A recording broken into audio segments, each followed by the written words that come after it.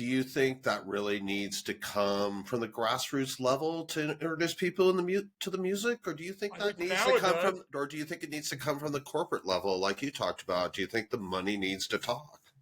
Good question. It always comes from the ground level. Okay. And we can just go back in some more modern history, if you will, which is really not that modern anymore. God, we're getting old. Like the grunge era, where, Alice in Chains, Nirvana. Well, Alice in Chains, Soundgarden were really the first two, and Alice in Chains had a video, right? But I mean, they came from nothing. Yeah.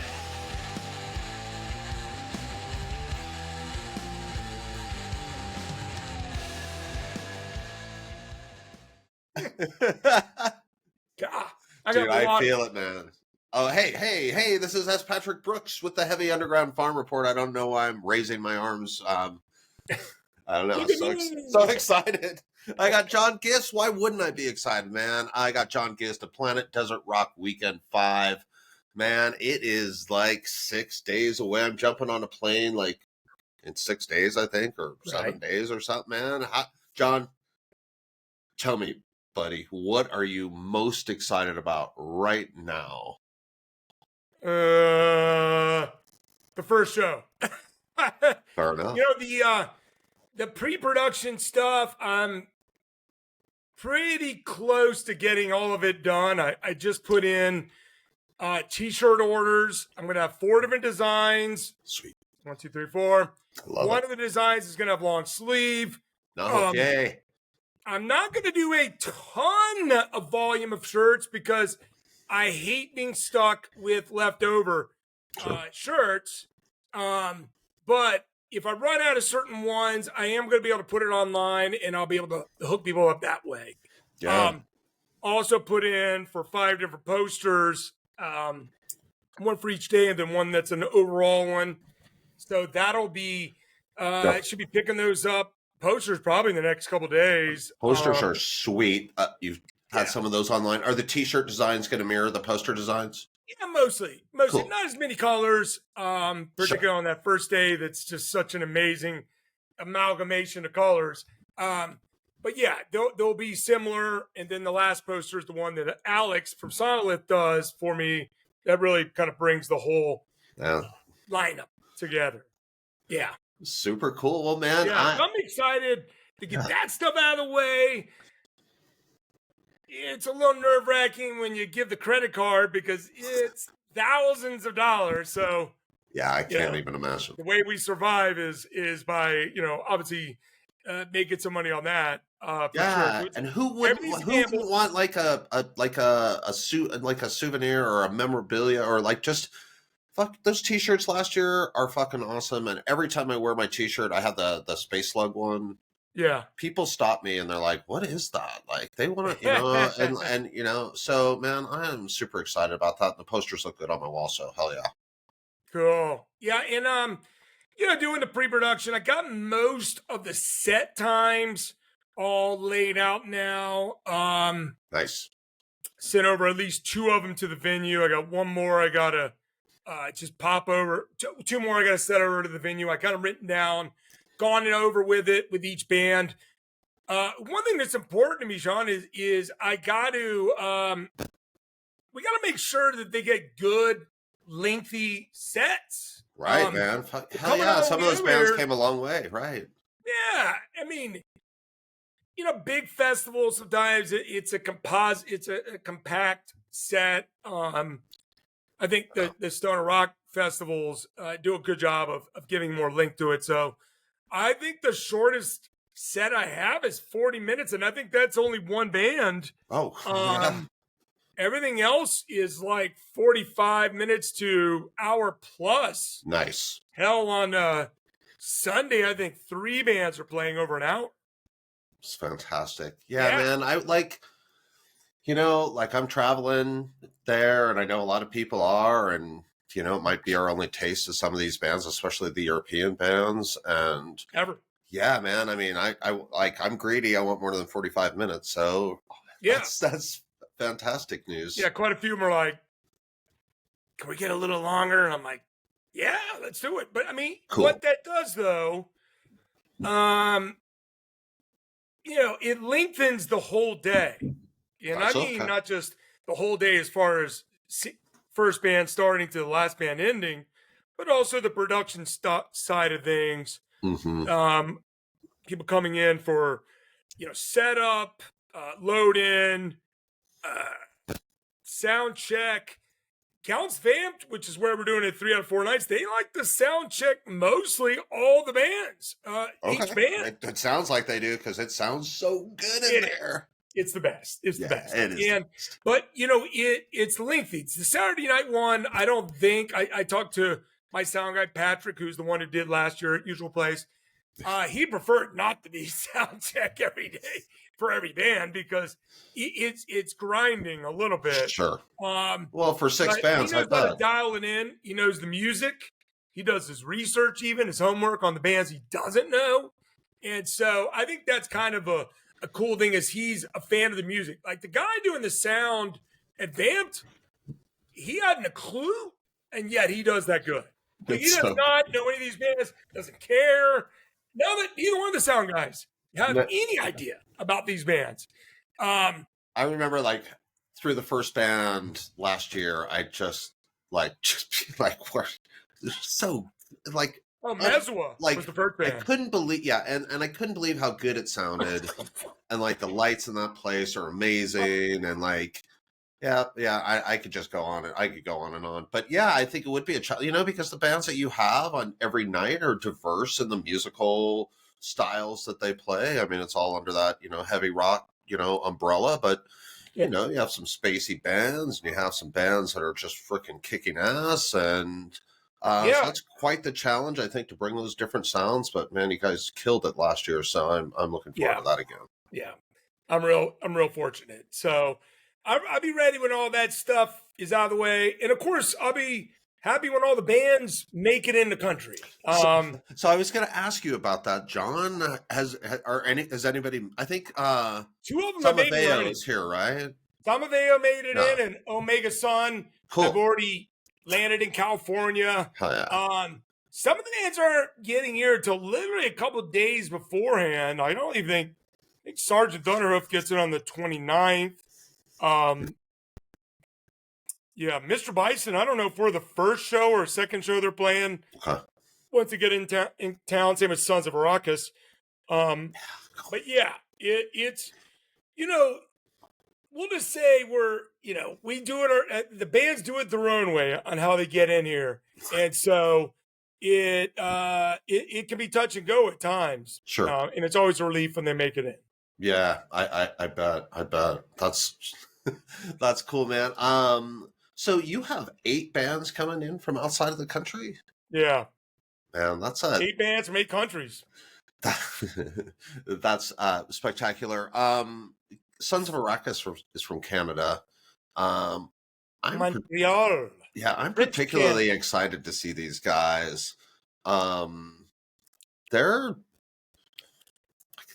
they been a big draw or like ticket sales wise? I mean, they're like they really had a huge album. Like, and I want to talk about the huge album, but they had like a doom charting album and and they're North American. So, well, I mean, they are, I would say, of all the bands from a bigger scope, like if we go to like maybe Spotify plays, things like that, they are the biggest. On that, they get 60,000 listeners a month. Oh, I was part of their marketing, promo, and advertising from the very beginning. I've been a believer in these guys, and so it's super cool to have them come down. But their sound is very accessible, and we found when we did the video ads, which is where people could listen to the video. Just so many people liked it. I mean, a lot of people in America liked it. And of course, Canada, a lot of people liked that. And we played it over in France. We did the video and advertised in France. Yeah. And that was easily the country to like them the most. And of course, they're French Canadian. And so but France has a pretty France has a good metal scene too. And that's cool, man. They have some they quote this band that's from Canada. That's an older stoner doom band that I don't think is around anymore, called Priestess. They actually kind of bring that up, and I never even really had heard of Priestess until they brought it up to me once. And I listened to it, and I was like, "Oh, that's pretty good, cool." Okay. And they got some pious in them, but they Yeah. got some Blue Oyster Cult kind of melodic Okay. Okay. Yeah. sensibilities. Yeah. I hear He's that. he's a Sure. good singer. He's melodic in his vocals. They have harmonies and stuff that really are easy to consume. They're a band that I like usually more and more each time I hear them. It's one of those weird things. Other people, they can latch right on. For me, I like them enough to keep listening, and then it just keeps going. I really love the first album, and I really, really like a lot their second album. So their two albums, they both killed it on Doom Charts. I mean, their first album was on Doom Charts 2 months in a row. It was number one of the months. So that's amazing. they've really taken the scene by storm to some degree. They're one of the bands I've come to pretty late. So I'm still I think I'm still in that stage that they're growing on me and stuff, but I've really enjoyed what I hear. That's kind of the thing about your show for me. And I saw that somebody commented on a post on Facebook this week that they hadn't seen any of the bands and that are playing this year. And I, like last year for me, I hadn't seen any of the bands live, but your show, what I like about your show is it's not the typical headlining bands that you might expect at a show. Yeah. So for me, it's been a real chance at discovery of new bands. So I like that about discovering Sons of Arrakis and learning about those guys, or Omega Sun, or Mr. Bison even. I was not that familiar until you announced them. So who do you think is going to be the band that people are going to walk away and be like, because Black Rainbows or Black Elephant was kind of that band last year that people are like, oh, geez, fuck, man. Yeah. I didn't even know who those guys were. Who do you think that we're going to walk away from the show this year and just be like, that's a real tricky question. I would think perhaps a couple of the bands on Friday in particular. Actually, I'm going to exclude Fireball and Valley of the Sun, which obviously, have a lot of listeners already. A lot of people already know them. Oh yeah. But the other three bands on the Ripple Showcase really, and they're very different, all three of them. Extremely different, these three. You start with Godzillionaire. They just popped out this new album. I've been a fan of them since Negative Balance. Yeah, they're good. I'm a fan of Paw. I had that CD I got from Columbia House CD Club. It's really good. I listened to it last month before I interviewed those guys, just to get some background, and I hadn't been familiar with it. And I'm like, how did I not hear this while that whole scene was happening? It's fantastic. Yeah, so.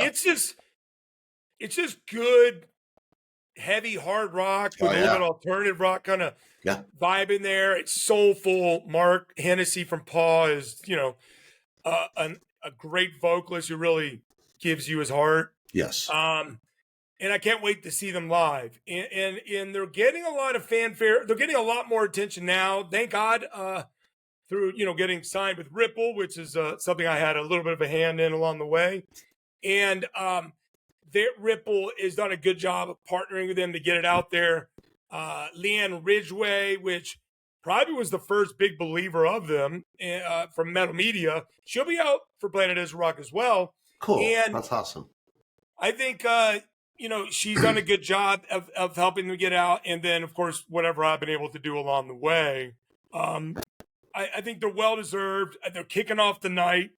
The second band is Fire Down Below, which maybe I don't talk enough about. All three of their albums are really, really good. Their first one made a big impression on me. It was high on my end-of-the-year list.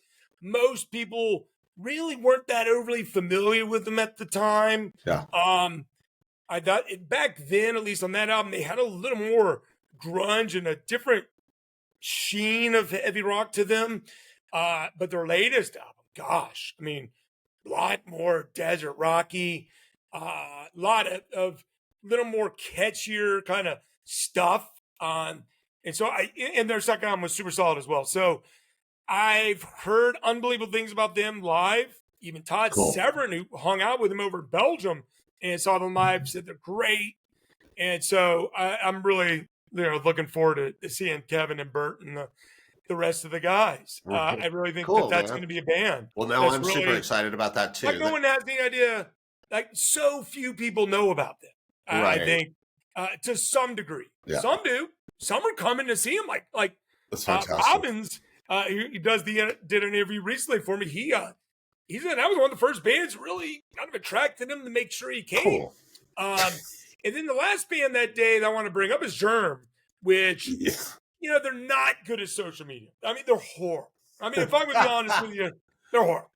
Yeah. And they don't brag enough they don't get their music out there enough. And so there's not as much of a known aspect to them. But gosh, I mean, for me at least, their music really is riveting.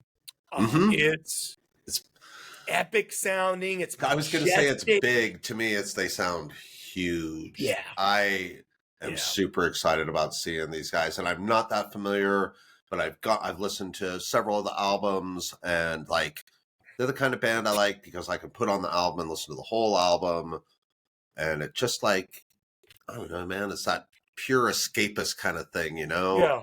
And so I'm super excited about because I like that psyche, spacey, I might smoke a little weed. I don't know what I'm saying. Yeah, that works really good. But yeah, it might work with those guys pretty well. But I think anybody would enjoy it. Their last album, which was the first one, Ripple, I think was a tad bit of a departure over their other ones. Yeah. To some degree, it was a little darker, a little less catchiness and vocal stuff. Even had some saxophone in there, some random stuff like that. But if you go to the two albums, the two albums just before that. Yeah, that's what I was just looking up the name of the one I liked, and it was Surge X Monumentus. Yeah. Like, good. I love that one. Candlelight and The Cultist are like songs that will stick in your ear. They sound so good. The production level is just so epic. And their album before that, Spirit Knife, is excellent. And really the album before that, which is really heavy psych. Like the most heavy psych of all of them. It's just, they're getting a full hour set. And, it's a one-time show and coming all the way from Sweden. So I think those three bands are going to really get surprised me. I do think Sons and Mr. Bison are as well.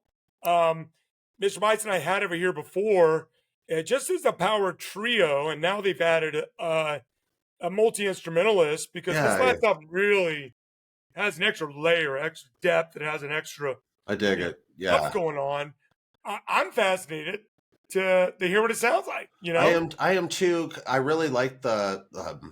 What's the album with the black cover and the purple? I don't know. I'm terrible. I think it was Holy Oak. Maybe. Yeah. So I really, and the definite change on the last album from that, but really, like, I still freaking dig it. Like all three of their last albums have shifted some. The one before that Ripple did was a concept album, and it not as heavy, but really cool. And Holy Oak is what got me into them. That's why I invited them to Planet Desert Rock. The second one I did. Cool. So they're a returning band. Omega Sun's coming back. They're another one, right? Who's that? Omega Sun. Yep. Omega Sun. Fireball Ministry. Is this her second time? Is this her first time? No, I have seen them a couple times. I saw them at Psycho, even hung out with some of them. Okay. And then they played a show here in Vegas with Red Fang years ago, but it wasn't my show. I think a band that's going to surprise people also that is probably the second least known band of all of them is Green Desert Water. Yeah, good, also man. A returning Planet Desert Rock band. And I have them in the starting hole for night 3 because they're the band to get the party started. I mean, they're really good, man. Infectious, high energy. Singer almost has like a smile on his face when he's doing certain parts. You can tell they're having a good time. Cool. Great Spanish band that represents, some outstanding music over there in Spain. The year I had them and Saturna, also from Spain. And so I think that's going to be a hell of a kickstart. And what's funny is the next band will be Solace, which, you go from like upbeat to like, boom, hit you in the face, spin on you.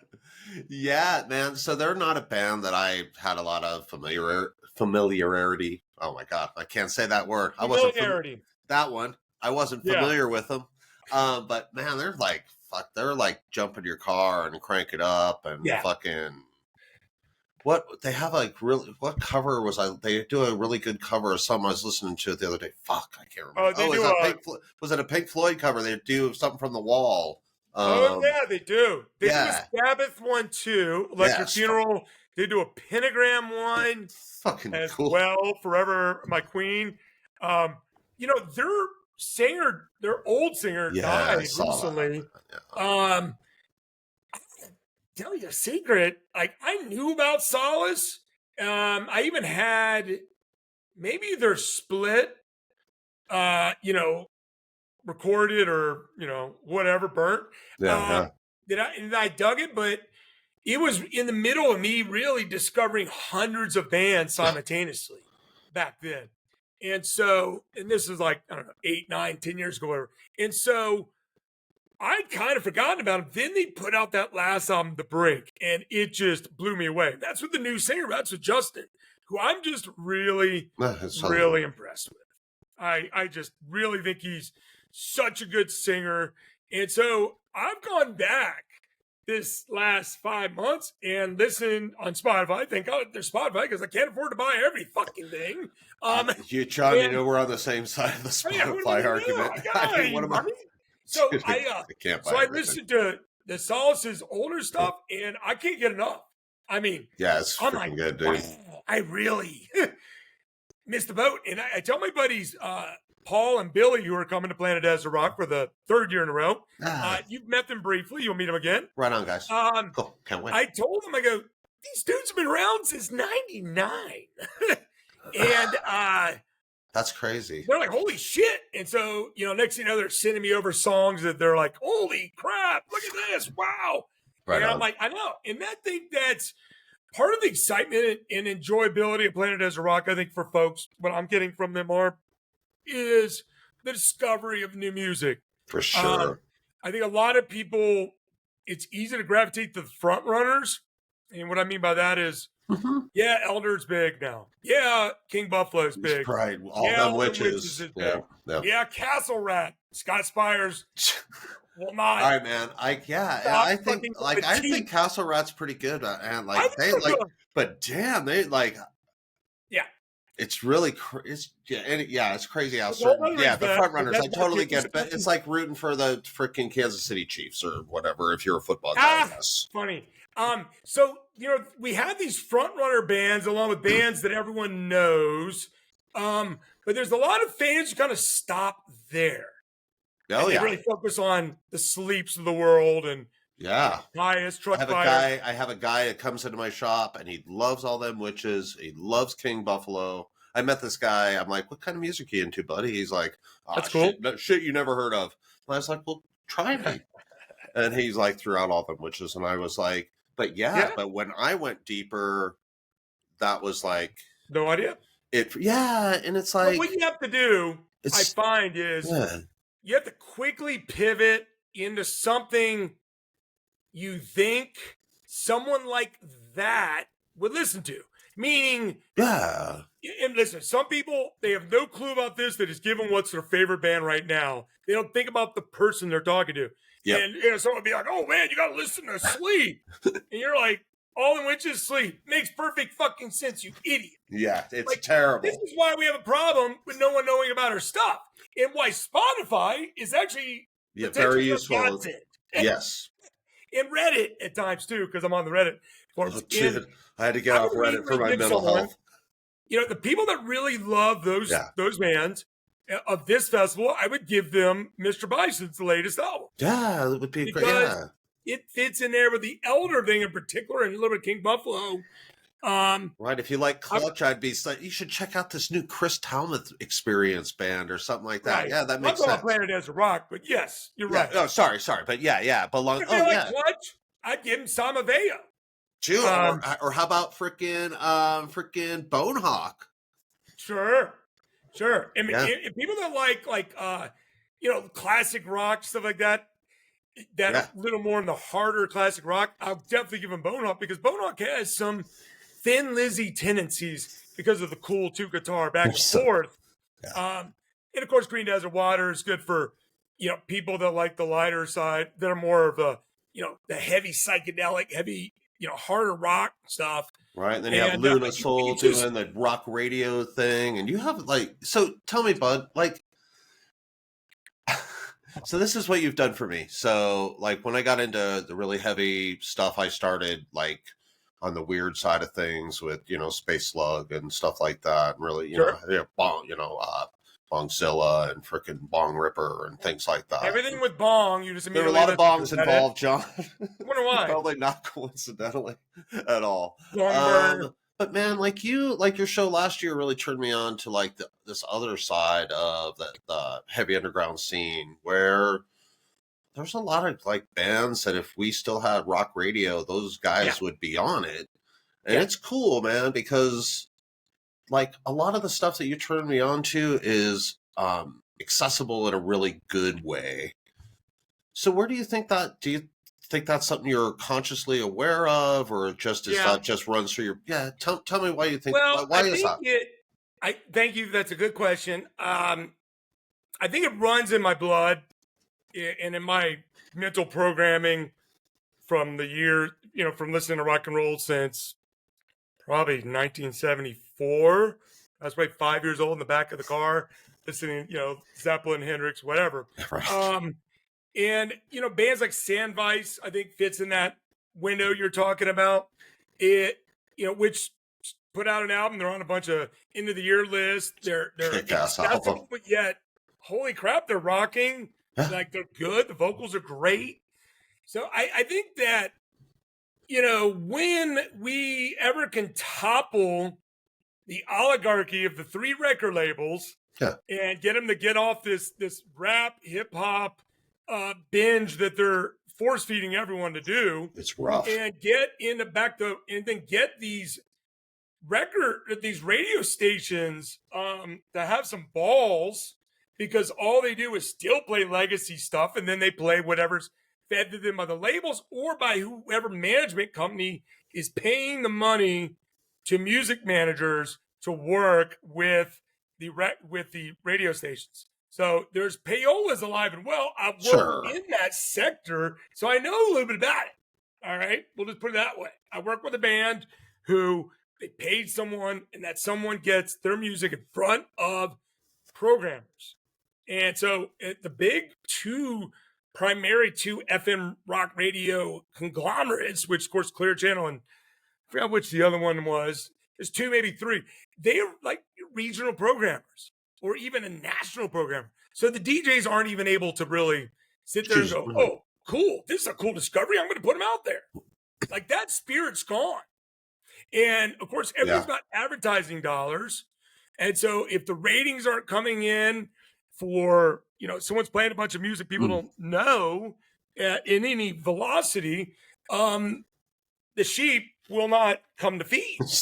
And so everything's money. And so right now, when you look everywhere, everything is hip hop, it's rap. And of course, you got country that's really gotten more poppy. That electronic thing. Country's got rap too. I mean, how stupid is this? I have nothing against rappers, rap people. It's awesome. Keep doing it. I have no problem with them. Sure. I have problem with the people that keep force feeding this to everyone. Now, some will say, well, that's what the market dictates. I don't think so. Say, well, it's the opposite, isn't it? People really know what rock and roll is anymore. Have they heard of Sasquatch? Have they heard of Sandvice? Have they heard Sons of Arrakis? Have they heard So when I Salvadeo even? So when I put Luna Soul on, and they're the best Planet Desert Rock example I have, except Valley of the Sun gets the same reaction. When I put them on at the weed shop over in Colorado, the kids, they like it. And like, they'll tell me, we like when you play what you're playing. And I'll be like, well, why don't you play it? And they're like, now we're going to play whatever this fucking hip hop shit is. But you know what? It's interesting though, because I think you're right, because I think they're like, we like it, but I don't think that's what we're supposed to listen to, so we're not going to listen to it. Like, it's almost like someone's telling them, or they need permission, right? Yeah, it's a validation. Validation's a better word. Perfect. And why I say that, Sean, is I try to give people analogies to where I come from when I derive of these opinions. I'll never go into politics, but I came from but music wise, I came from a radio rock guy. And I really had a hard time considering these other bands. But I got so fed up back in like 2010, 2011, 2012. I was just like sickened. Like, I was happy for a living because I've got Sirius XM in my car. I was like, all right, and then I started, and they were playing like Blackwater Rising, which I was like, boom. Yeah, there you go. That. The early Volbeat, I loved. It was like Social Distortion meets Johnny Cash meets Metallica. I was like, yeah. And of course, they got completely pussified and now make this, ridiculously shit music. But early on, Sirius was doing that. Yeah. They even played some local bands here, Adelita's Way and otherwise, which, cool. Are not at all stoner rock kind of stuff, but they had songs that were catchy and they were rock bands and they were just good rock and roll. But then Octane did something where they created their own heavy rock brand. And that's this whole overproduction kind of stuff where there's like this high-pitched vocals, high level vocals. Yeah, I hate that. Screaming. And you're just like, and it's so overproduced. They'll never be able to do that live at anything close to what the album is without backing tracks, which they do. And so I guess me and Eddie Trunk have a few things in common here. And I like Eddie, unlike a lot of people in the scene. I like Eddie, but he's not a believer in tracks. He knows about the overproduction side. And that's me. I like the organic, real side of rock and roll. Fuck yeah. That came from that 60s, 70s thing. I mean, of course, came back further than that with a rudimentary version of blues. That's I come from the punk, and the punk rock scene is like that too. And I think that's what makes this scene attractive to me too, coming from a different world than you came from. Sure. And I'm not a punk rock guy, but I totally get that. Yeah, man. I get that about where you're coming from too. Absolutely. And so it's just, we have all this great music out there, and it's not, we can't rely on just American bands to do it, which I think a lot of our radio is dictated by that, because the labels are all over here mostly. Universal's got a little bit of both going on. And I think that really hamstrings what the scene can be. And we're just and while this is happening, whether it ties in directly, and this is going to be funny, but whether it ties in directly with the P. Diddy parties and all that, which the more and more of the stuff comes out, Clive Davis, all the big labels were all involved with that. And what was happening behind the scenes, and why all at once that surge came where Jay-Z and Puff were the biggest people in all of music. Like, have you listened to that music? It makes sense that that's the biggest. It's strange to me. And they're not even making, they're not even using instruments. It's not even people singing. Dude, that whole auto-tune auto-tune's not a fucking instrument.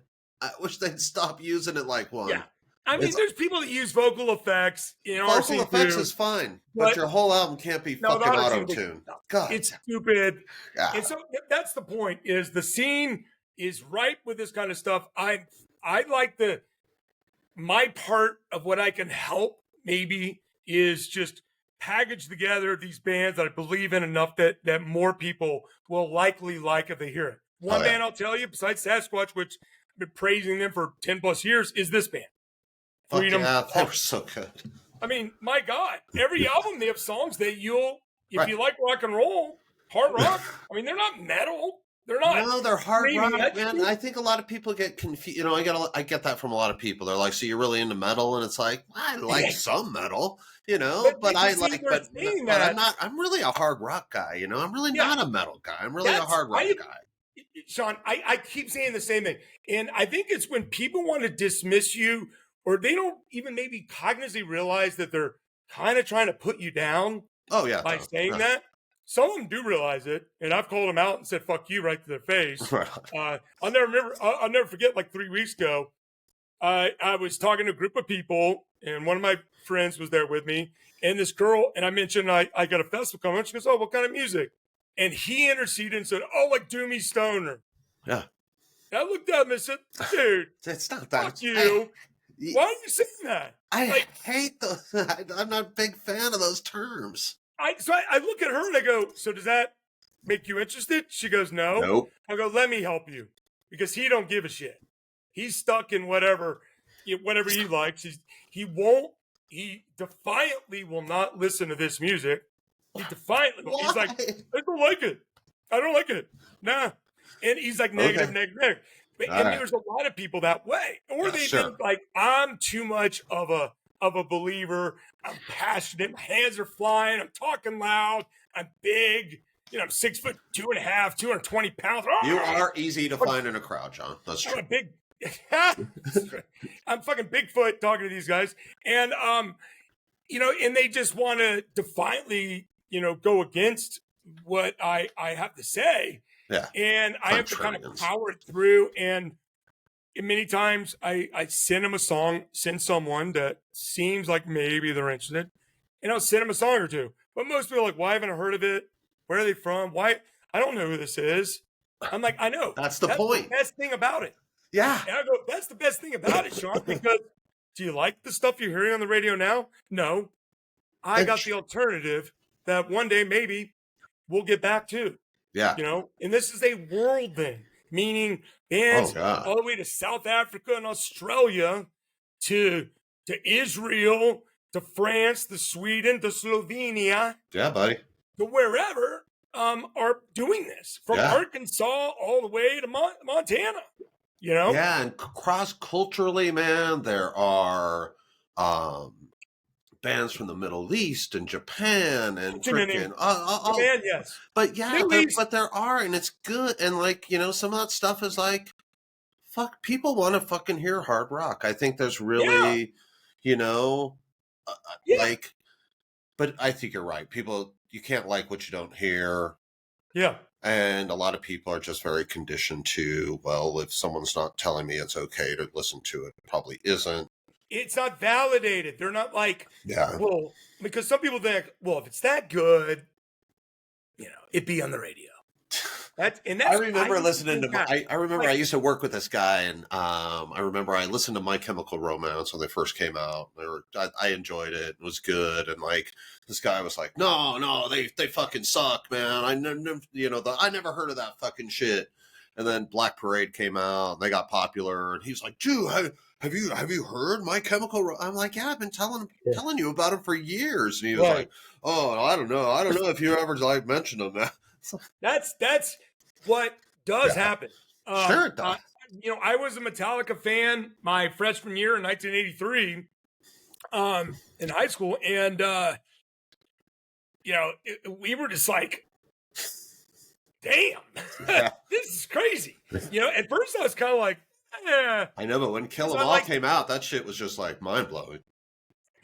And it was like literally 3 years later, whatever, Master of Puppets came out, and everyone knew about, Master of Puppets and Sanitarium. I mean, the normies did, and MTV had grabbed it, and that fed the normies. I mean, we had an outlet that helped get good rock and roll music and metal out. Yeah. Until, they were called racist, and then they went and did too many talk shows and, programming. I love the Real World, but then, they had like Yeah, 90 other things and but like Headbangers Ball in pregnant particular, daughter and shit, like, what the fuck? but Headbangers Ball was huge for guys like us who fucking like the 80s, the early 80s was rough. There's a lot of, really cheesy kind of new wavy shit coming out.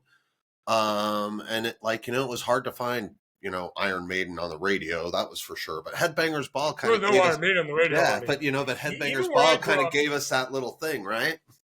Where I grew up in DC, we had a radio station called DC 101. Howard Stern was on it. It's still going to this day, long running station. I don't ever remember hearing a Black Sabbath song. How about that? Ever. Zero. I didn't even know about Black Sabbath until Ronnie James Dio, when I dug into Ronnie James Dio. So I listened to Dio Sabbath more and earlier than regular Black Sabbath. Because they didn't even have Iron Man and Paranoid on my radio station. Really? Man, for me, those are like deep. Like I remember those from like 6th and 7th grade. You only know what you're fed. Right, absolutely. We didn't have, absolutely. I remember Judas Priest was on there because there was stuff from the British Steel. And then Screaming for Vengeance had Another Thing Coming. Yeah. And so that got on the radio some. And they did a show which turned into being the Heavy Metal Parking Lot show. That was in DC, which I missed. And then, and then they did Defenders of Faith soon after. Right. And Heads Are Gonna Roll and Love Bites got on the radio. And I was like, cool. Like, Priest Bettis, we were like, we love Priest anyways. But, there was still some things were not on the radio. Like I said, right. I don't ever remember hearing Black Sabbath on the radio growing up ever. No. Nowadays, obviously you could be at a football game or a basketball game and hear Black Sabbath. I know. It's like I was at the grocery store the other day and it's like, is that AC/DC playing? Oh, it's like, yeah, there we go. Everywhere. Yeah, it's funny, man. You got to be filthy rich with their, because you make a lot of money with the licensing. That's how a lot of these legacy bands make it, and that's why people buy their catalogs is for the licensing. Dude, you know what I mean? Yeah, for sure, man. Like Bob Dylan sold his catalog for $500 million or something. You're like, $500 million. So like, I fucking wouldn't buy it for $5. They're like, I agree. They don't even have that many songs. Bob Dylan didn't even have that many songs that, but maybe they're hoping the movie will catapult him back into consciousness with his political views or something. I don't know. It's so stupid. It bothers me on some level, John, that a band like AC/DC is touring. It doesn't bother me that they're touring. They can do whatever the hell they want. The thing that bothers me about it is that people are spending an obnoxious amount of money to go see AC/DC. They're going to complain about it, and then they're going to tell me that there's no good rock and roll available. And so, what do you like? I've almost come to the point, John, where I'm like, I don't even want, people have a way to find out about new music, and if they don't want to find out about it, I don't know if I want to waste my breath on it anymore. Do you think that really needs to come from the grassroots level to introduce people to the music, or do you think that needs to come from, or do you think it needs to come from the corporate level, like you talked about? Do you think the money needs to talk? Good question. It always comes from the ground level. Okay. And we can just go back in some more modern history, if you will, which is really not that modern anymore. God, we're getting old. Like the grunge era, where, Alice in Chains, Nirvana. Well, Alice in Chains, Soundgarden were really the first two, and Alice in Chains had a video, right? But I mean, they came from nothing. I mean, I don't even know. I don't remember what label they were on, but see, back in the 80s and 90s and 70s, we had an abundance of labels that fed radio stations. We now have 3. I hope this calculates people why rock and roll is dead. And that all came back to, a bunch of things, because then the radio stations themselves got gobbled up by Clear Channel and other big ones. That all happened during the Clinton era. And then later on, this stuff with the labels just gobbled things up. The Atlantic Records is not a main record label. It's a subsidiary, right? And we keep going like Maverick and blah, blah, blah, blah, blah. Sure. On and on and on. And so when you control that much of a valve, it really fucks things up now. But you go back to the 90s and, you know, like I'd never heard of the Nirvana's first album ever. And I was already into Soundgarden and Alice in Chains. And I was just, when I heard Teen Spirit. I mean, the first time I ever heard it was in my fraternity house at a party, at a rehearsal for the band.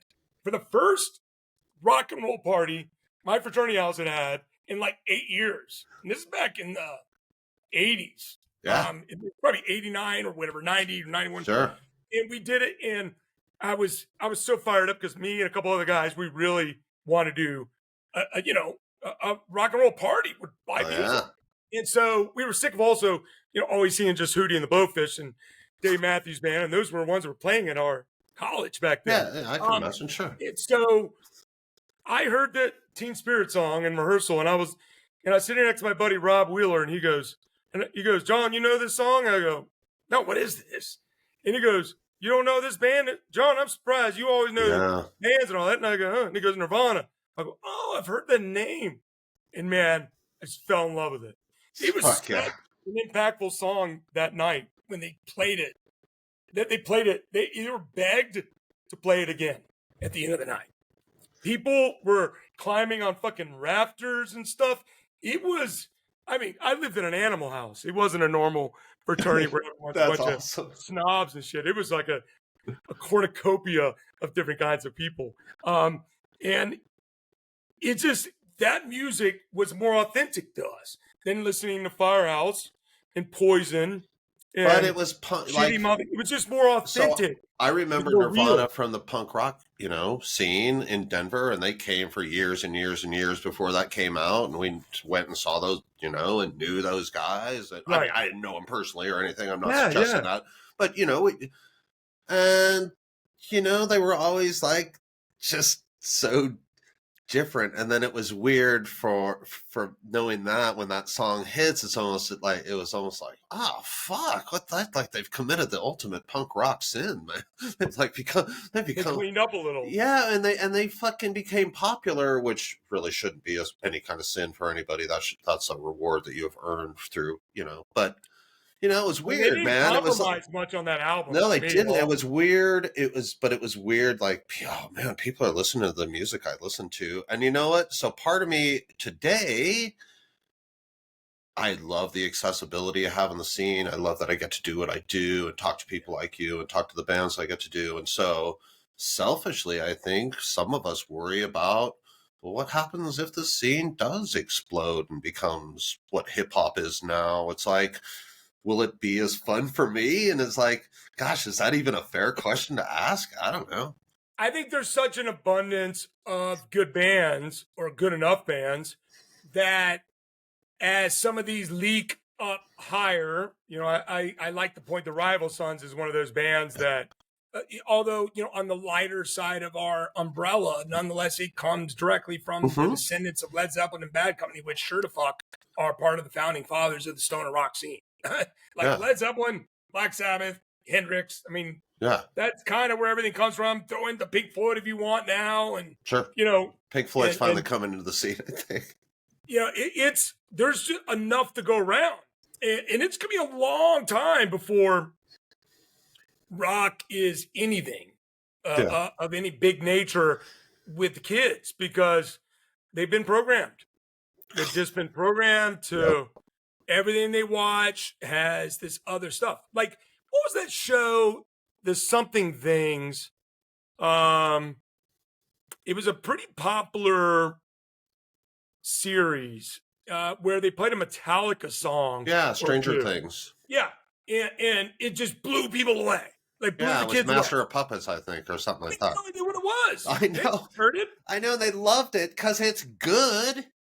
But they had heard Young something and DJ this, but they had never heard that. And then when put in a movie scenario, it validates it. Sure. It gives you it gives a certain scene to it. And next, you know, you're like, that's pretty cool. Yeah. We're missing that. Yeah, We're missing that consistency. Sons of Anarchy used to place songs all the time. There was a music manager that used to place stuff for Small Stone, and Sasquatch and Freedom Hawk had songs on that show. Oh, well, hell yeah. That's awesome. And Monster Magnet did too. Oh, that's so, yeah, that's awesome. Because well, it was a biker gang thing, so the aggressive kind of rock and roll there, and it was all, mainly white and Hispanic guys, which is the, that's the rock and roll scene in a statistic standpoint, majority, even though it's open for everyone, that's still who, the brothers that's who tends to be at the show. Sure, absolutely. Yeah. Absolutely. Do you think, I mean, when you go to shows, Sean, what age group wise? What do you see out there? So here's the crowd I see, and it hasn't changed much over the last, I think, 6 or 7 years. I've gone to a lot of these shows. It's like 90% white dudes. What age? There's 45 to 60 probably. Yeah. There's a couple girls there. Maybe they're usually with the band, or like I found a wonderful person who loves the same kind of music I do too. Yeah. And so there's some of those ladies out there too, and there's some in Denver. There's definitely Hispanic representation in the crowd, which is awesome. It's because I do want to have a diverse crowd, but it's not very diverse. I mean, we have to be honest, Yeah. Like, there's nothing wrong with that. I was having a conversation. Because of the scene necessarily. Yeah, I was having a conversation with Bobby Rayfield and Scott Spires, and we even recognize amongst the people who are doing the media work, we're like, and it's like, so I think that one thing that would help the scene, in my opinion, God, man, it'll probably be the end of my radio career right here, but or my YouTube career, whatever this is, but I like the bands that you've really turned me on to, the Luna Soul type bands that have some singers. I thought Leather Lung would fall into this category, but gotta get some ladies interested in rock. When I used to go see Def Leppard in the 80s. Well, there were a lot of ladies at those shows, and I think that was mainstream. Yeah, listen, and so I know. I think, but it's I wonder why it's I guess I just don't understand why it's the demographic is so radically because I don't know, why doesn't the music appeal to more people? I don't know. I regularly go to a rock and roll venue here. That's my social scene. And so I know hundreds of women, and I go. Slow it down there, buddy. No, I'm just kidding. I'm not saying I know them like that. And I go to all these shows, and listen, women and men are just plain and simple different when it comes to music, and that's why the ones that come to these things, the Debbie Lees and Marlene's, they're unicorns. They're unusual. Yeah. They're different. It's just true. The majority of them having a clue, and they like things for a different reason. And we have to understand that. That's why, Def Leppard, they were validated, okay? Very much validated on the radio and MTV. I guess some of them were pretty good looking, okay? And they were known with the ladies, if you know what I mean. The stories behind Def Leppard are insane. So do you think that matters? Yeah, of course it does. Validation. Cool. And it's just a human nature thing for some. And I think that the music was melodic and catchy and kind of got you moving. And I think the moving part for girls, it can be, and I say, I'm not stereotyping all girls because no, I know, and I hope nobody thinks we're doing that. We're just speaking from the experience of the crowds that we're seeing. Anything. Yeah, like anyone, because it's so stupid. Right. But a lot of girls like to shake it and move around and have a good time, and not necessarily rocking the head. Sun-O doesn't really do that. The human nature of it. Yeah. Metallica for a long time, it was all dudes listening to them. Sure. And then it got validated. and then things expand. Heavy metal was at a peak between like 82 and 88, and then record labels get more and more involved. And next thing you know, Turbo comes out. Oh. I mean, Firehouse, Poison, like Bobby Cruz, third album, House of Pain, where next thing you know, they're dressed in pink and dressed stupid. I mean, do you think they did that for us guys? Yeah, but you're speaking of like the worst part of my life. The record label's like, we need to expand the audience. Because why do they want to expand the audience? Because they want to make more money. It's not because they want. So yeah, that brings they want to make more money. So John, that brings me back to like kind of this thing, like Scott Spire said to me, we listen to a music scene that's allergic to money, and it's like, yeah, it seems like that way. But like, I don't like want to listen to music that's making those compromises. Have I doomed myself to listening and to the bands who decided we're not making compromises either? Have they doomed themselves? Or I don't know if it's doomed, because I think a lot of people are having a lot of fun doing this, so I don't want to make it sound apocalyptic, but have we decided it's only going to be this big? No, I think if you go back in the history of a lot of stuff from the 80s, we'll say, that were like good albums. Like I'll give you one, for instance. An album that I saw them on this tour with Dio, Dokken, Tooth and Nail album. I mean, what a scorchingly good rock album. I mean, George Lynch was acclaimed as easily one of the best guitarists of that era. Sure. It starts out the whole thing with him just fucking killing it. But Alone Again was this beautiful melodic, ballad.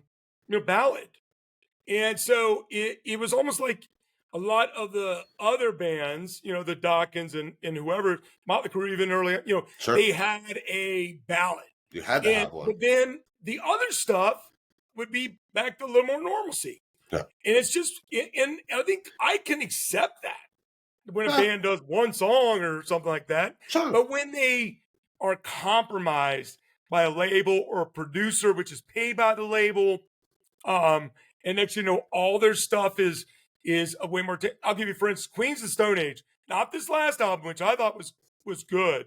The album before that was done by a pop producer. So was Foo Fighters' last album.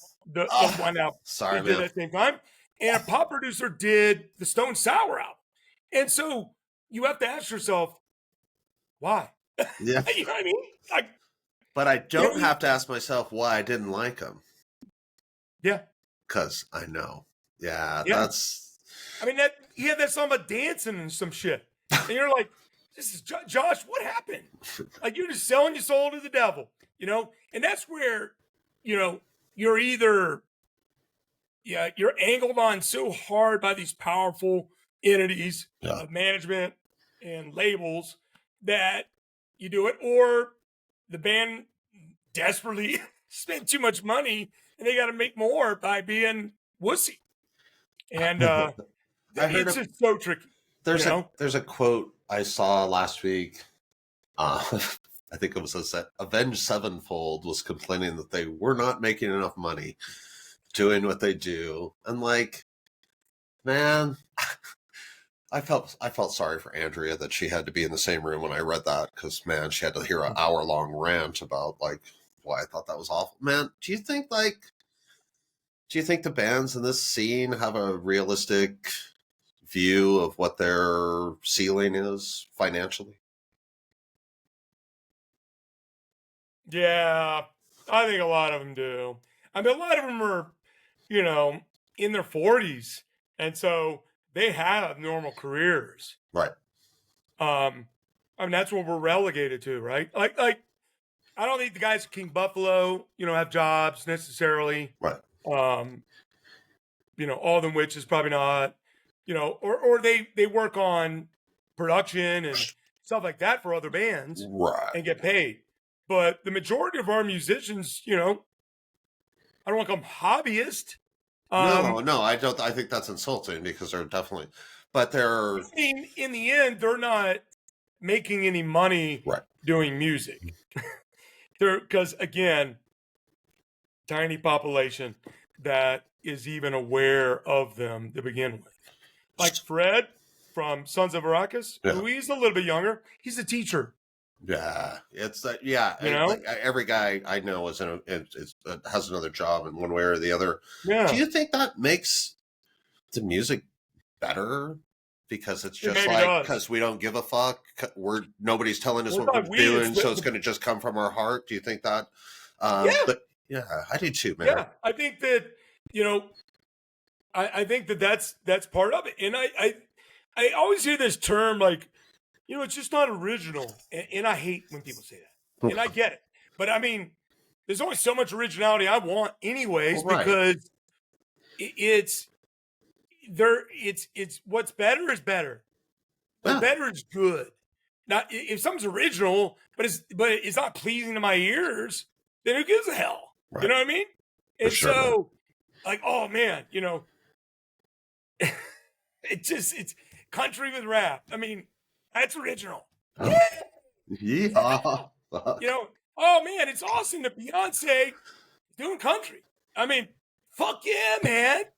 I like something original, cutting edge. I like that Uncle Acid did a whole album where they don't even play music hardly. Yeah, what the fuck I love it. I don't love it. I don't love it either. I don't have to like it. I'll never play that shit again, except if I need to go to sleep.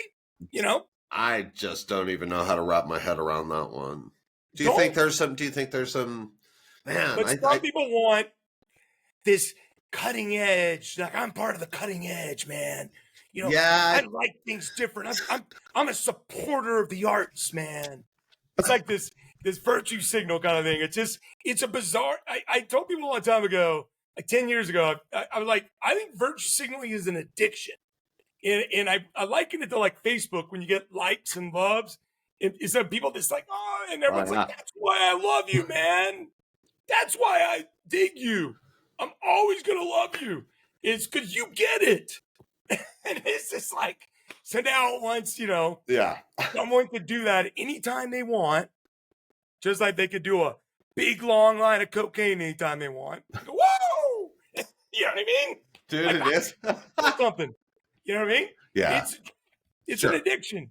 And it's okay to support things, and it's okay to support art, and that's okay, but it shouldn't be just because. Yeah, it man. Be because it's good. Maybe I think something's good or not good, and others do, and that's okay.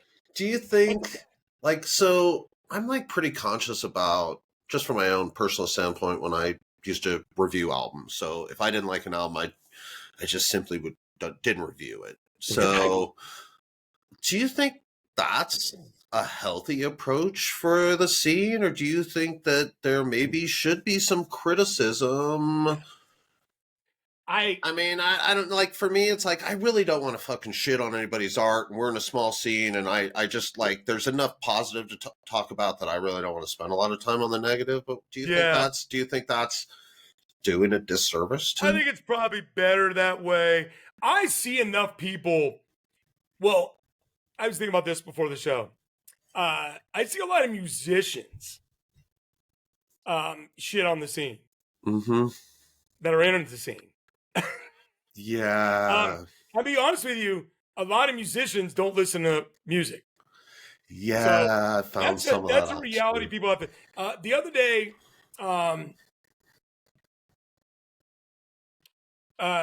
Arthur C was on the show with Robbins over on, and here comes, and he said, and he asked him, hey, so what bands are you excited about hearing at Planet X Rock? He goes, I don't know. I'll be honest with you, I really don't listen to a lot of music. Blah, blah, blah. Arthur, starts going.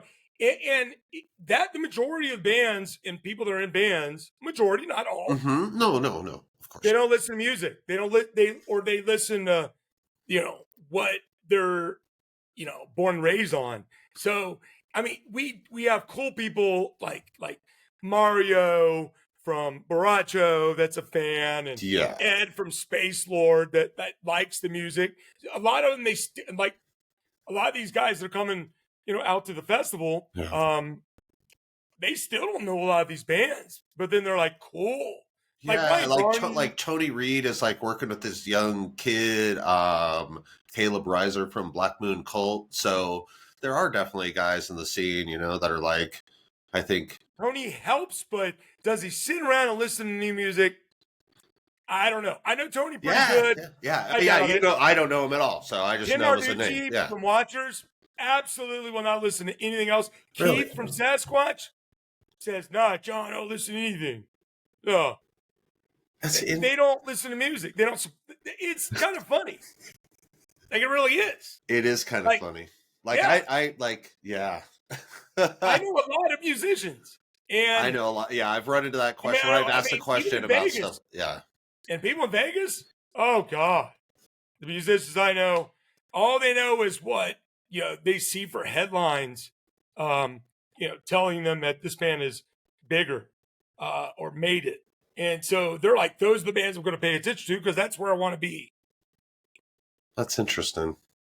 Yeah, that's really. I pay attention to, because I think that they're artistic people like that are wired differently than us. Like I'm more artistic in my visualizations of stuff. I'm not artistic in creating any music at all. I could never sit down long enough to write lyrics out to something or a poem. I mean, I probably could if I really tried, but it's just not my default pattern. But organizing and visualizing, is a little more what I've developed into over the years through other outlets.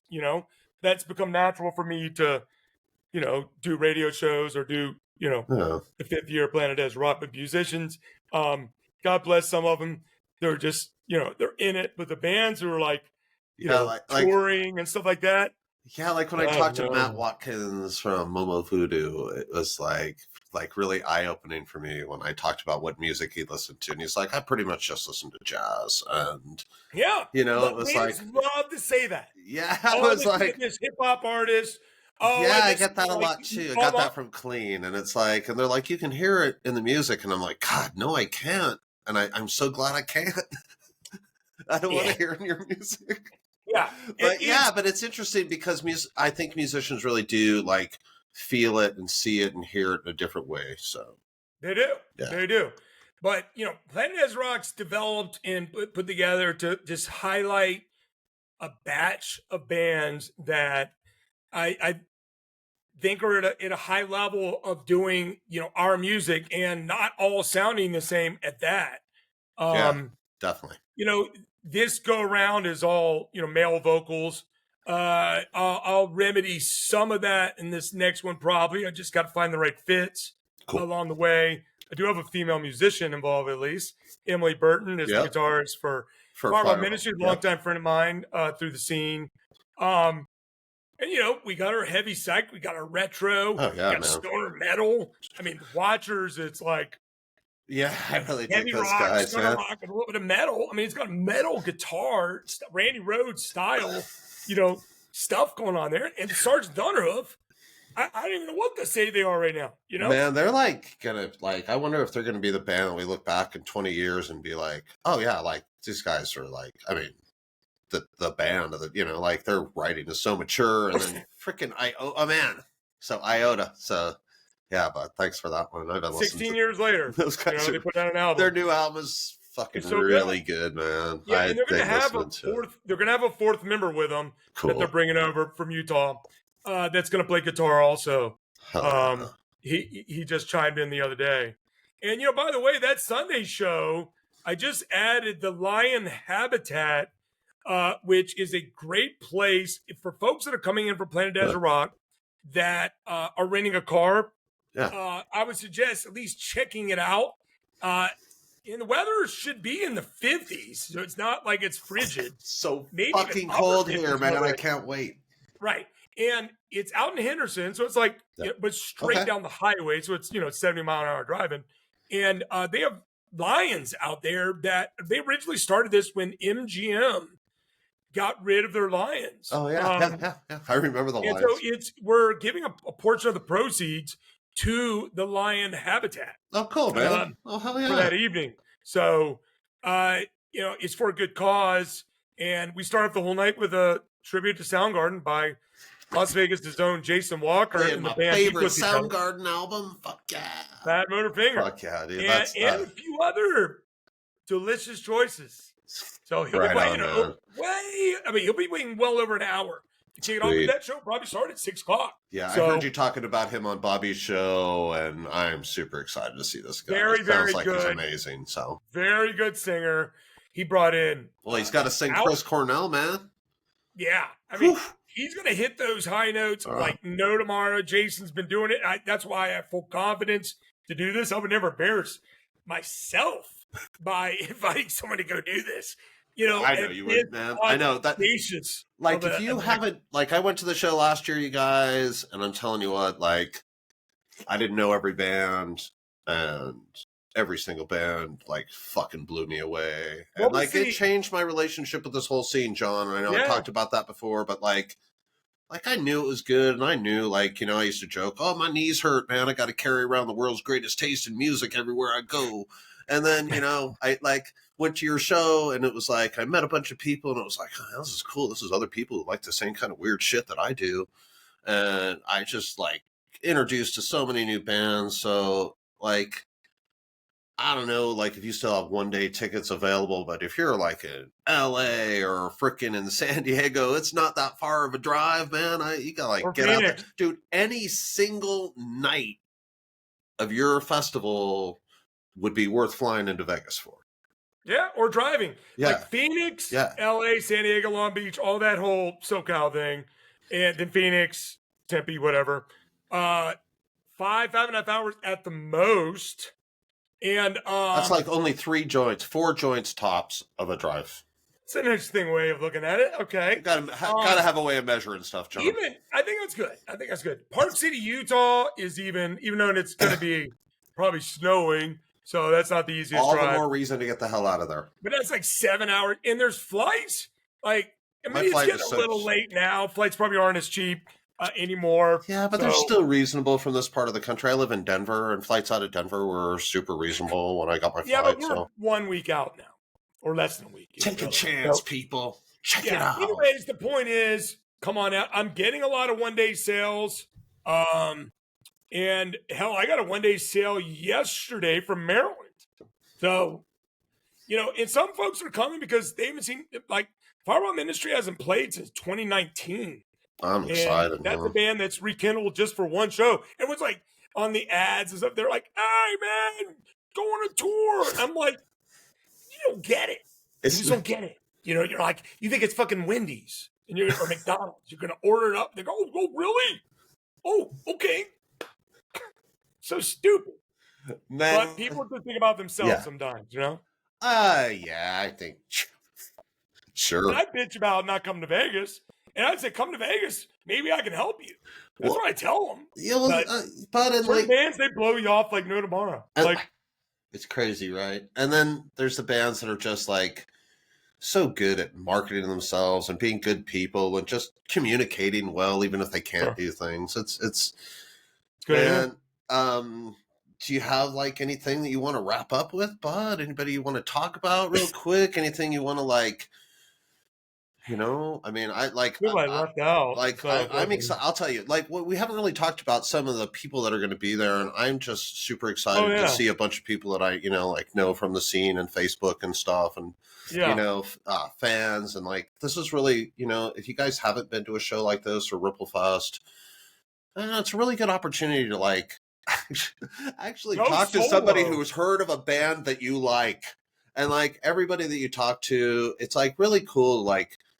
Because our community is pretty small. Like, I go to work and nobody's heard of, like, I don't even really talk about music at work because it's like nobody's heard of anything that I like. And it's really so cool to, like, get outside your local scene and, like, experience, you know, just talking to people who, like the same shit. Like, it's probably not that weird.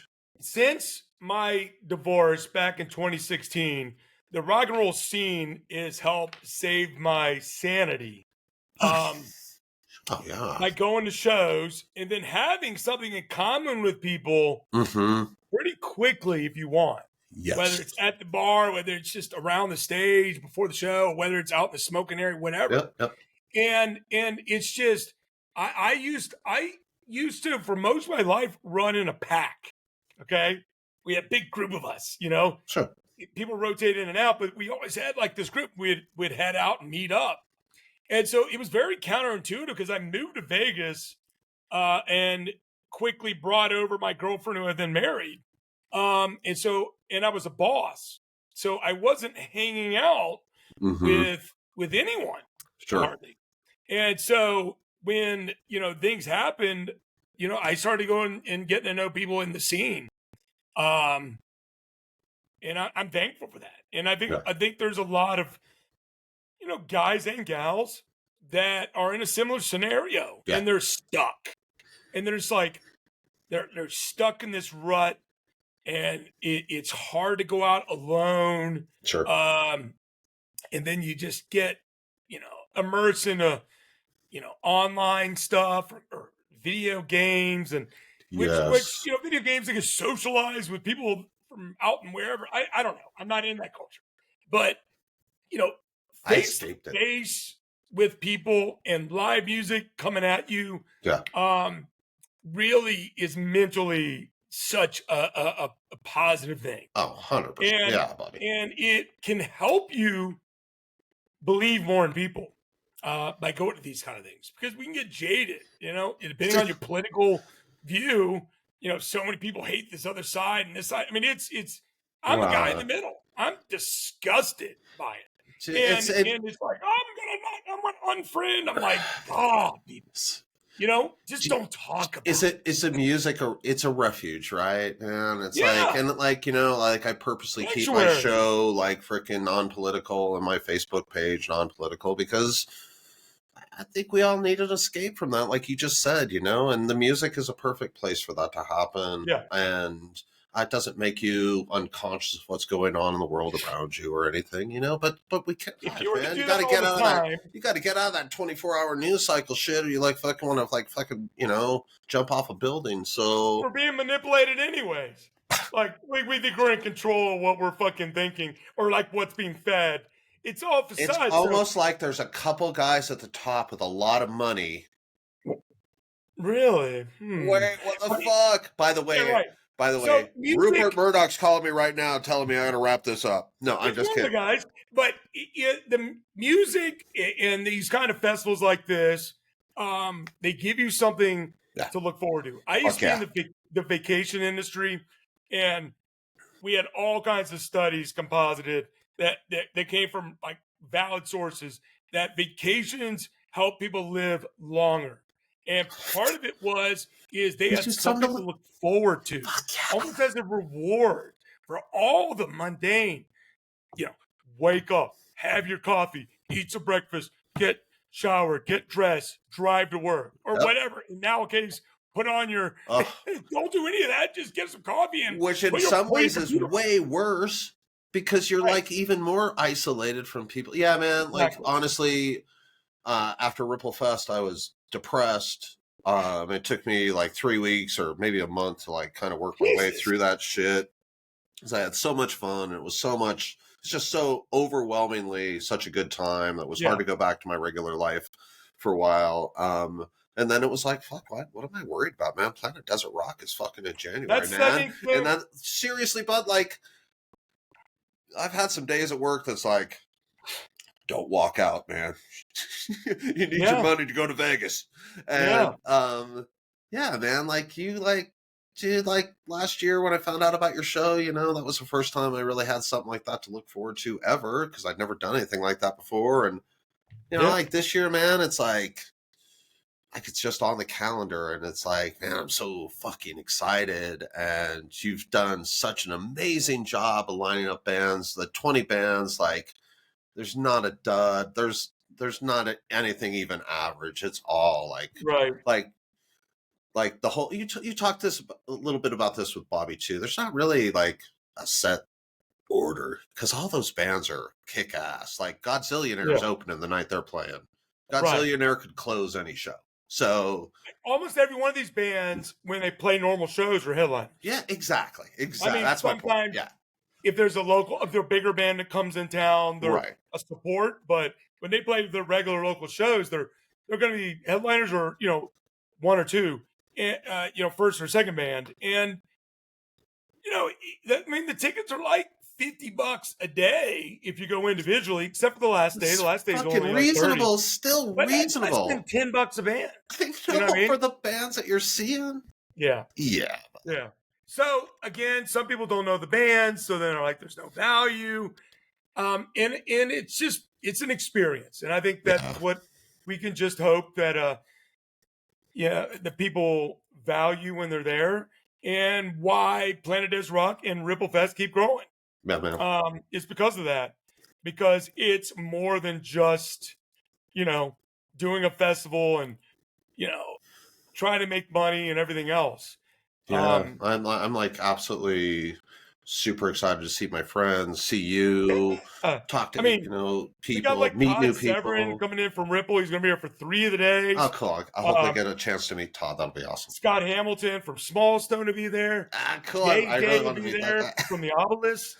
Yeah, JJ, man. it's the first time you come, so that's super cool. Like all these people are like heroes to me, and like people that have brought me, like in JJ's case, like beautiful writing about the scene and amazing reviews, and the record, and Todd and Small Stone, like this is the music that I like adore. Yeah. Like this is my passion and my love, and so all those people being in the same place will be amazing.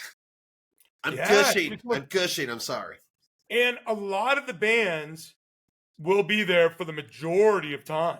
And bands that aren't even playing the show are coming. Guys like Barachos, guys from Baracho are coming. Guys from Sonolith will be there. Yeah, local guys. Yep. I'm sure we'll see them most of the days. Yes, 3 of them at least. I owe Sage a piece of cake, so I need to like run into him and. Who? Sage or Adam or Adam Sage or Sage Adam. Yeah, Sage. Sage actually is housing Sam Aveo the first night. And JJ's staying with them. Yeah. Shoot, Andrea and I are doing the craziest thing. We're staying with Doug, the bass player for Luna Soul, so we're asking for everybody to pray for us. Doug's a pretty crazy guy. Where's that? Where are you staying? We're staying at a little B&B or Airbnb thing. A B&B. A bed. We're staying at an Airbnb thing. So yeah, man, like it'll be fun. Like Andrea and this guy, I've known Doug and his wife for like 20 years and stuff. So nice. Yeah. So man, I'm looking forward to it. Will be there the whole time, and I think Sergeant Thunderhoof's gonna be there for a bunch of the time. Arthur from Unita will be there Thursday, Friday, Saturday, because he's helping supply guitars and pedals for a lot of the international bands. Oh, sweet. Fire Down Below, I think, is going to be there for most of the days. I think for at least 3 of the days. Valley of the Sun, I think, for a few of the days. Yeah, man. I'm looking for, those guys were the first interview that I ever did was with Valley of the Sun. Oh, wow. And so I'm looking forward to seeing those guys. And Brian is such a talented he's so guy. Cool. And I got to smoke some weed with Chris, and those guys are awesome. By the way, if you run into me at Planet Desert Rock, we'll probably smoke some weed together. And by the way, people, it's legal, smoking baby. Weed in Vegas, it's legal. I mean, you probably shouldn't do it while you're driving, some things like that, common sense.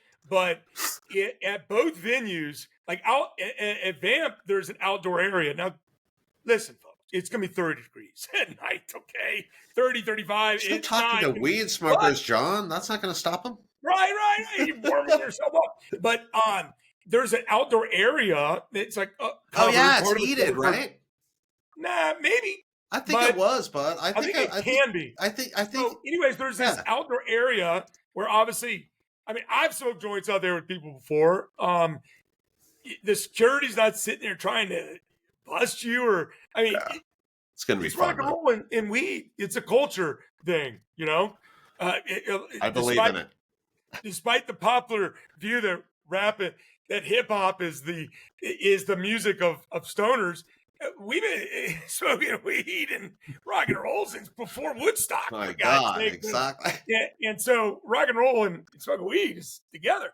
And then and of course you have a vape bin, sneaking a vape in hit wherever. And I don't care if you're in the fucking guys, Walmart. here's my advice from last year. So I went out to the suburbs. There was this place called Shango. It's like way better deals than that shit on the strip. I'm just saying. Stay off the strip. Don't do the strip or downtown. Like go out to the suburbs. Yeah. And the usual place has an outdoor area as well. That is where I think they have a fire. Oh yeah, that's what I'm thinking of. But I think that's what I'm thinking of. And it's not as big of an area, but yeah, you and walking around there going, you could have smoked this. I mean, I've smoked there. I can't tell you how many times, and that's right on the lower end of Fremont Street. You can walk down. Yeah, it's gonna be. You can pregame or get something to eat at Evil Pie, which is a super cool place. Cool. The Atomic Bar. If you're really gonna get started early, which again I don't always suggest that because. Literally that night at the sun probably comes on at midnight, so it's a long night. You got to write it out. But Atomic Bar is a really cool place where they have storyboards that tell stories about not just the place but about the area. Well, cool. And why it's called Atomic.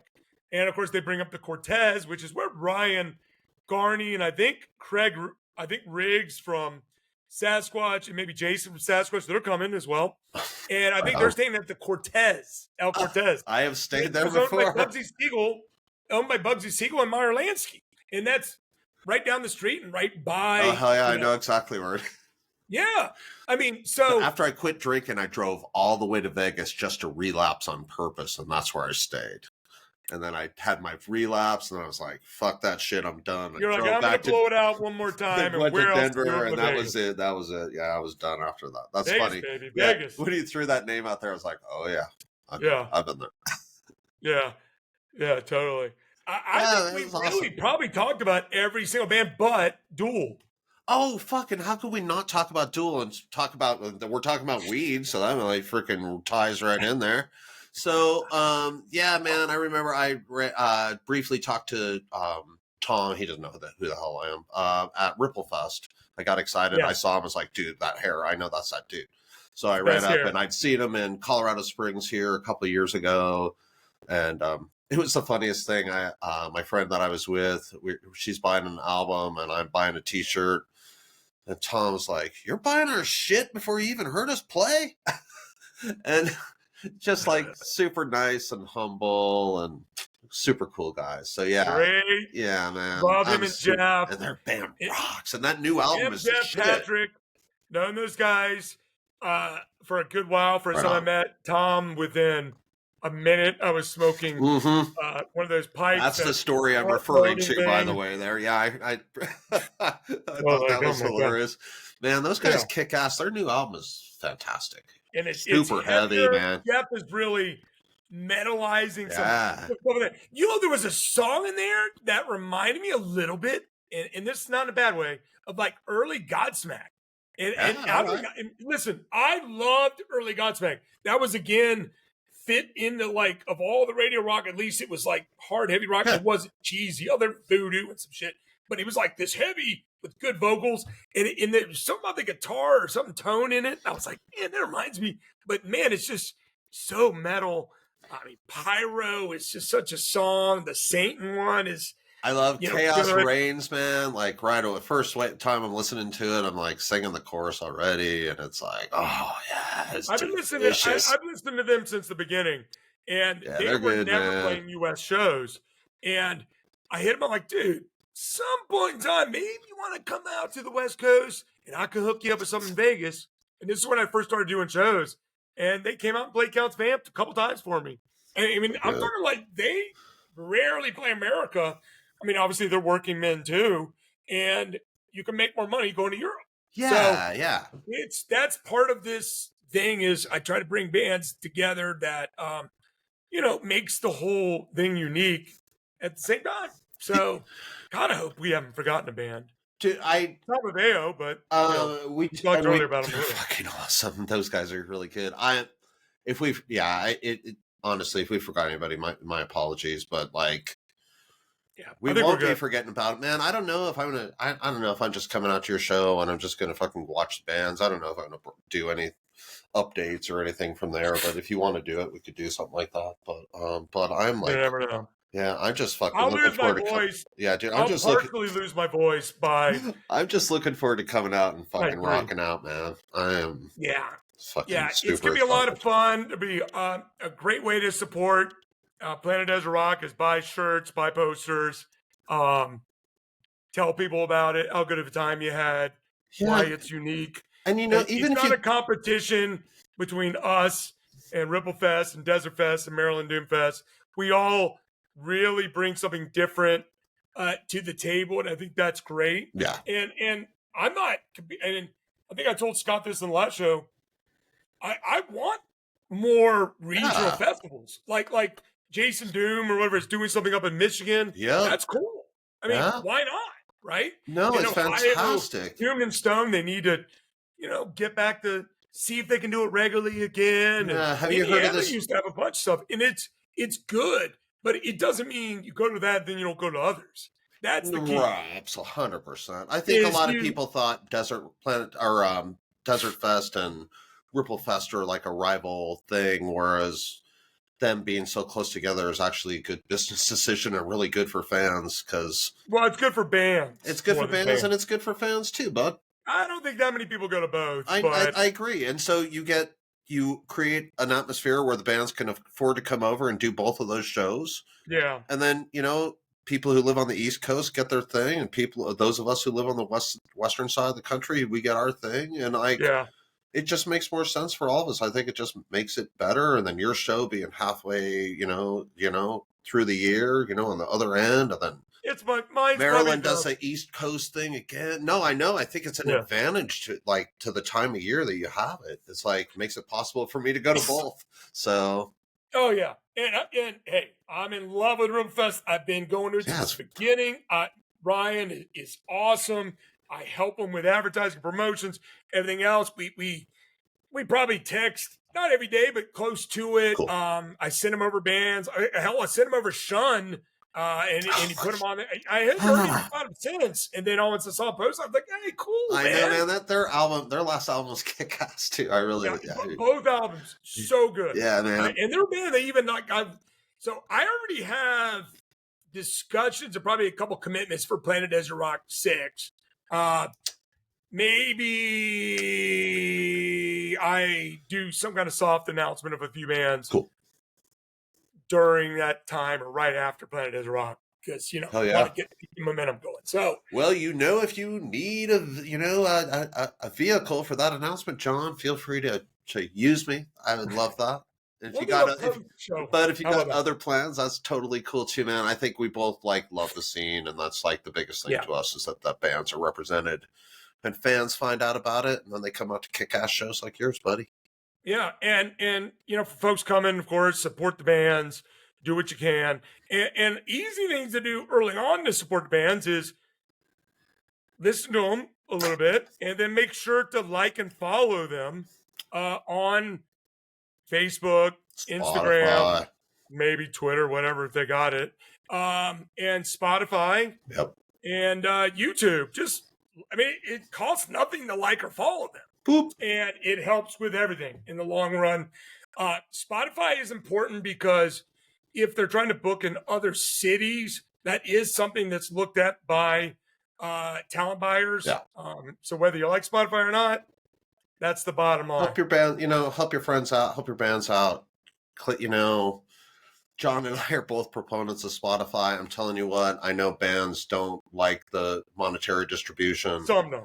But but man, a lot of you guys, I'd have never fucking heard of you if it wasn't for Spotify, and I would have never come to your show, and I would have never bought your album. So, use it for a marketing tool. That's what it is at this point for our scene. It is. Yeah. Yeah. There's never been money in rock and roll to begin with, so for most bands, we're allergic to money. The clean and sober stoner quote of the year.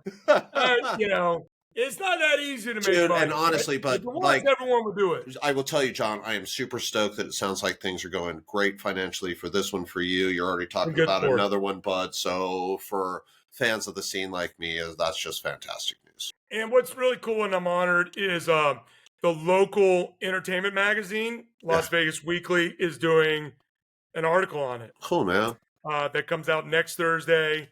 They even asked color photos of some of the bands. Right on. She interviewed me on a Zoom call and recorded it for like 40 minutes. Oh, hell yeah. She's done follow-ups with me. 40 minutes? How'd she cut it down to 40 minutes? We didn't know each other that well, right?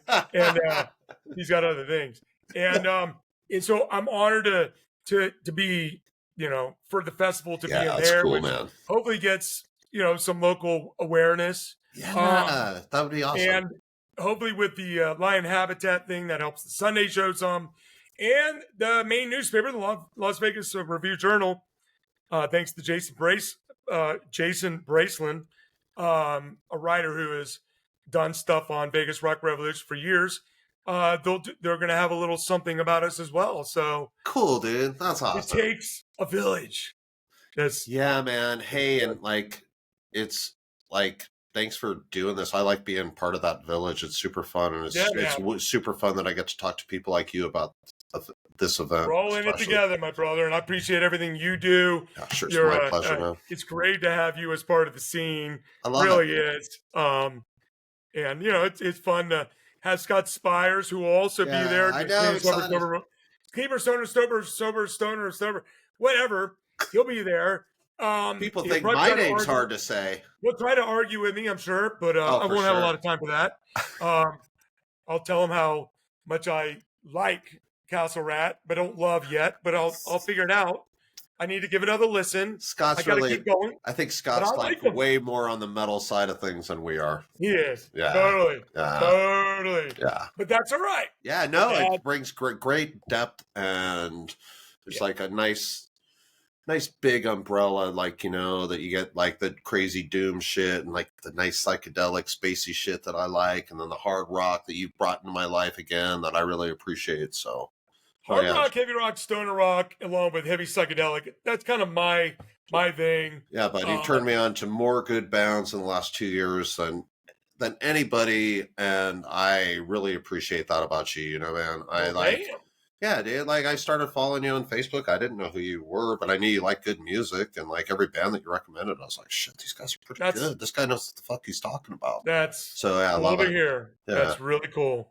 Yeah, right on, man. Thanks so much for having me, brother, and I'll see you in. Yeah, I'll see you next week, boss, man. Fucking stoked, man. All right. Well, hey, if you're still listening out there, man, I had John Gist from Planet Desert Rock Weekend 5.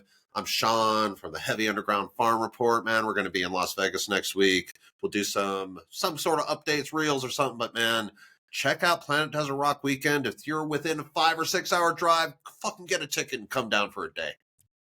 The whole thing kicks off with headliner Unita, which is not John Garcia, but Mark Sunshine, and I've seen him sing 4 different times, and he kills it. And Unita, we even be playing some new songs along the way. So a hell of a Thursday night, counts fans. Hell yeah. Come on out, John. I'll see you there, buddy. I'm just gonna let you go, man. All right, man. I'll talk to you soon. All right. My God. Thanks, buddy. I appreciate you, man. All right. Take thanks, care, John. All right, you bud. All right. Wait. I think we're done. I did. Yeah!